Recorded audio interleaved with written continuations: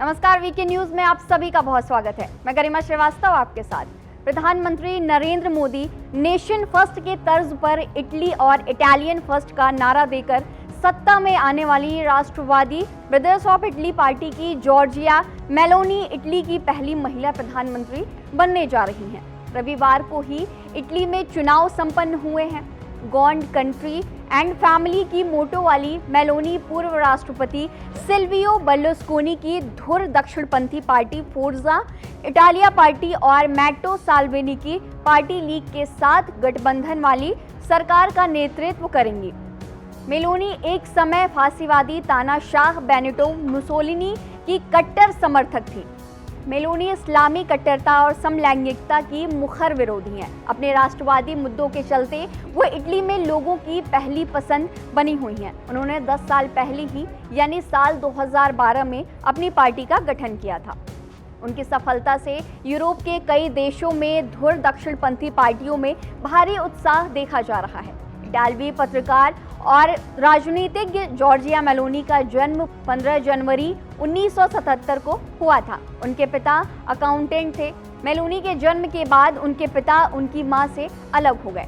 Meloni का पालन पोषण उनकी मां ने बहुत कठिन परिस्थितियों में किया था। अब मेलोनी की 5 साल की एक बेटी है। दूसरे विश्व युद्ध के बाद इटली के तानाशाह मुसोलिनी के समर्थकों की नव फांसीवादी party Italian social movement MSI में चली गई। मेलोनी तब सिर्फ 15 साल की थी और इसके यूथ विंग से जुड़ गई थी। 1990 के दशक के मध्य में MSI का बर्लुस्कोनी की पार्टी में विलय हो गया।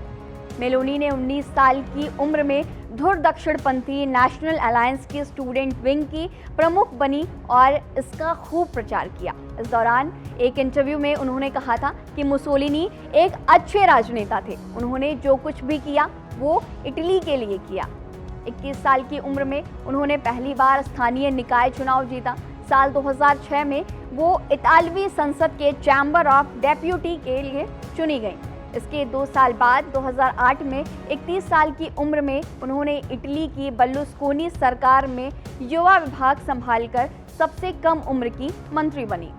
10 साल पहले साल 2012 में मेलोनी ने ब्रदर्स ऑफ इटली पार्टी की स्थापना की। साल 2020 में उन्होंने यूरोपीय कंजर्वेटिव्स एंड रिफॉर्मिस्ट पार्टी की कमान संभाली।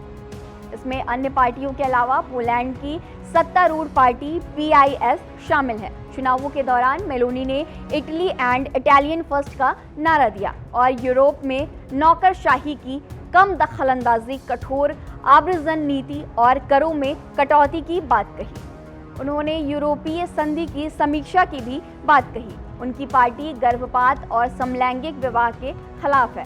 बता दें कि जॉर्जिया मेलोनी का इटली के तानाशाह बेनिटो मुसोलिनी के प्रति झुकाव रहा है।